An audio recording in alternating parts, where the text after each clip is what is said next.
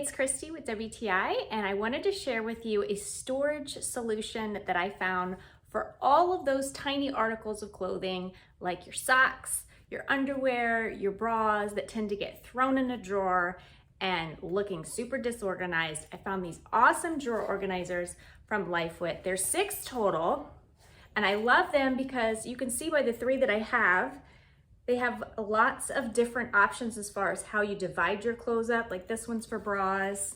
You could use this one for socks or scarves or boxers. So great way to organize all those little pieces of clothing. They each have a zipper on the back and they collapse. So if you're not using them, really easy to store, but makes a really big difference in how you can find things and organize things within your drawer. So if you want your drawers to go from looking like this to this, or this to this, then I know you're gonna love these just as much as I do.